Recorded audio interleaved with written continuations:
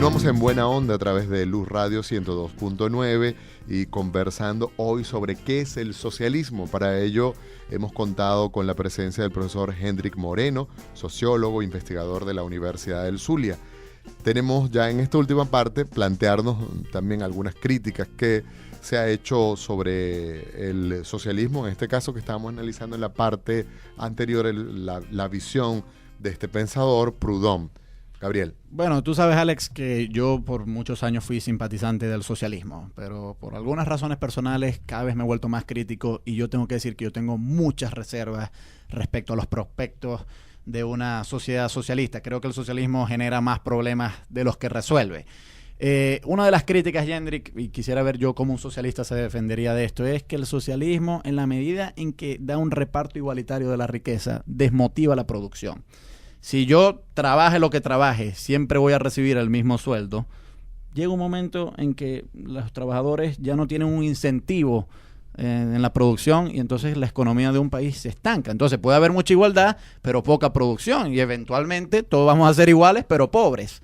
¿Cómo se defiende un socialista de esta crítica? Bueno, un socialista te diría que en la medida en que todos producen y en que todos pueden recibir más o menos un reparto igualitario de la riqueza, todos tienen acceso a esa riqueza, digamos, a ese reparto igualitario de lo que se está produciendo. Pero claro, lo que el crítico dice aquí es que esa riqueza cada vez es menor porque cada vez se produce menos porque no hay incentivo. Bueno, no necesariamente esta cuestión del reparto igualitario de la riqueza está necesariamente vinculada a la disminución de la producción. No necesariamente. Es decir, en la medida en que una economía puede estar diversificada y en la medida en que todos tengan, digamos, la capacidad de la producción y en la medida en que más o menos todos tengan un reparto igualitario, en esa medida se garantiza o se puede garantizar la producción siempre y cuando el trato laboral hacia ese trabajador, su seguridad social, digamos, todo lo que tiene que ver con cuestiones sociales, sus remuneraciones, sus garantías a servicios públicos, sus garantías de salud social, de salud, de la manutención de su salud y de su familia, eso va a repercutir en la producción, digamos, en el incremento de la producción, en la calidad de la producción de ese trabajador. Claro,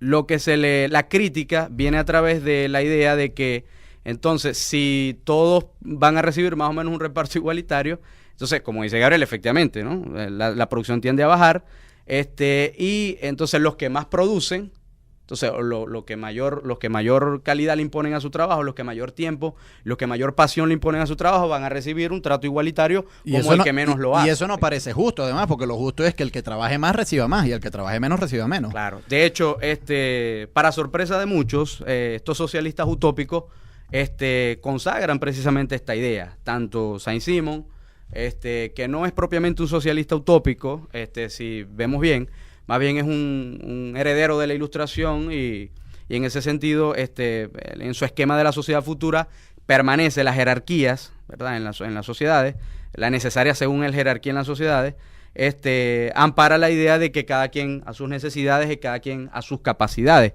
cuestión que rescata Marx y cuestión que hace creer Marx que es propia de sus teorías, y resulta ser que tanto en Saint-Simon, en Fourier como en Owen existe clara y taxativamente esta idea, es decir, que en estos falansterios, tal cual como creía Fourier, por ejemplo, que deberían funcionar las comunas para la sustentabilidad, la autoproducción, la autarquía y la autonomía económica y política, habían unos personajes que producían más y unos personajes que producían menos y por lo tanto esas capacidades deberían ser premiadas, ¿no? Deberían ser claro, pero la frase es a cada quien según su necesidad, no según su capacidad. A cada quien según sus necesidades y a cada quien según sus capacidades también es otra frase. Estas frases se conjugan en los socialistas utópicos. Es decir, el problema, bueno, sigue siendo para mí un problema, es cómo conjugar el problema de la necesidad y el problema de las capacidades, ¿no? Es decir, cómo hacer efectiva, cómo hacer un equilibrio armónico en una sociedad, tanto que todos tienen la necesidad de consumir, la necesidad de procrear, la necesidad de subsistir, pero también, no todos los individuos en la sociedad le colocan el mismo empeño a sus trabajos y por lo tanto ese empeño que es, vamos a llamarlo así, la plusvalía de labor, de capacidad, también tiene que ser premiada. Ahora, tú nos has dicho una cosa interesante, Hendrik. Tú nos decías que el socialismo utópico, y Alexander lo reafirmaba, surgió en el contexto de una apenas incipiente revolución industrial. donde el porcentaje de producción agrícola seguía siendo el predominante. ¿Tú crees que esas comunas son viables en la sociedad altamente industrializada como la nuestra? Yo creo que no son viables en las sociedades altamente industrializadas, pero creo que la idea de comuna, la idea de sustentabilidad, por lo menos en el área agrícola, en el área de producción agrícola, pecuaria, sí puede ser viable en áreas de menor desarrollo tecnológico y de menor desarrollo, o dicho, de menor presencia de lo urbano en esas áreas. Es decir, yo creo que sí es posible que en sociedades, o mejor dicho, en sectores de la sociedad agrícolas, todavía marcadamente agrícolas, las ideas de comunas podrían tener algún éxito en el sentido de auspiciar la producción y en el sentido de organizar la producción, que es muchas veces lo que sucede, que el Estado no logra organizar la producción y por lo tanto es una producción dispersa, una producción, digamos, arbitraria, en donde el producto de ese trabajo no cumple pues con lo propuesto, pues. Ahora, estas ideas sin duda influyen en el mundo entero y en América Latina, por todos lados, crean una enorme incertidumbre en algunos sectores. Ahora, las experiencias concretas, ya hablamos rápidamente de las comunas, que eran como una idea, si se quiere, incipiente, primaria, de lo que podría ser la práctica del socialismo. Ahora, de las realizaciones concretas de estas propuestas de un socialismo más maduro, ¿qué experiencias podemos contar que hayan sido, digamos, leales a las ideas que se pensaron? Bueno, en América Latina hay varias experiencias, sobre todo a principios del siglo XIX. Tenemos experiencias en Argentina, en Bolivia, sociedades marcadamente agrícolas en sus inicios, todavía la boliviana persiste. Digamos, por lo que teóricos de estos temas han llamado algo así como socialismo primitivo o socialismo indigenista, ¿verdad?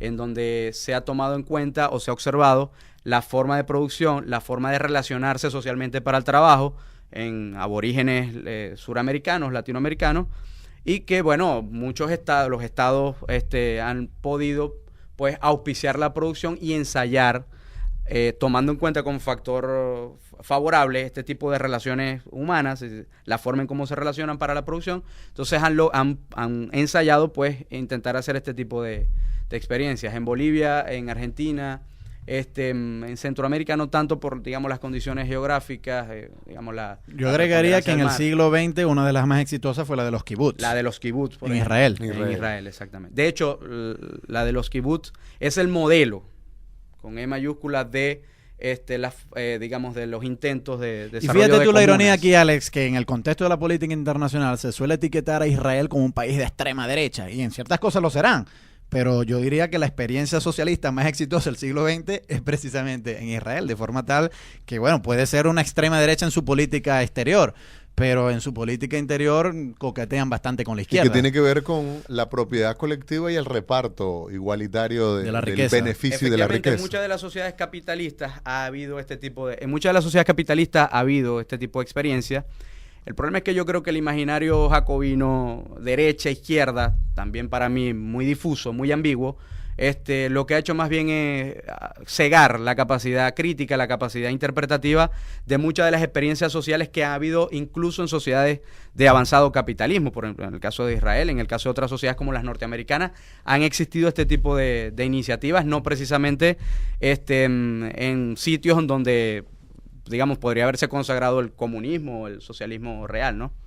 Bueno, realmente creo que para nosotros, tanto para Gabriel como para mí, ha sido una oportunidad bien importante de conversar hoy con Hendrik Moreno, que es sociólogo e investigador de la Universidad del Zulia, porque nos da pistas en algo que está hoy en boga. Todo el mundo está hablando del socialismo, muchos con propiedad porque están investigando, incluso el gobierno ha ordenado los círculos de estudio sobre el socialismo del siglo XXI, es decir, que es tremendamente oportuno. Pero lo más idóneo oportuno. sería que fuese discusión y se aportaran críticas también, Lógicamente, ¿no? Como nosotros hemos intentado hacer acá. Creo que nos quedan, Gabriel y amigos que nos escuchan, y Hendrik, algunos temas pendientes para seguir, digamos, si encadenáramos en esto en una continuidad, la posibilidad de ir más allá, por ejemplo, conocer las propuestas de Engels, de Marx, y vislumbrar esa otra cosa que va a surgir programa lo tendremos, con toda sobre seguridad. el comunismo, el anarquismo, también como algo que surge de esta fuente primaria de la que hemos conversado el día de hoy. Muchas gracias al profesor Hendrik Moreno Gracias a ustedes por la invitación. y esperamos poderlo tener otros días a lo mejor con esta misma línea de reflexión. Gabriel, que estés muy bien. Gracias, Alexander. Y nos acompañó en el control técnico el señor Hasbi Díaz y Antonio Palmar, que estén muy bien. En la conducción el día de hoy, Gabriel Andrade y Alexander Hernández.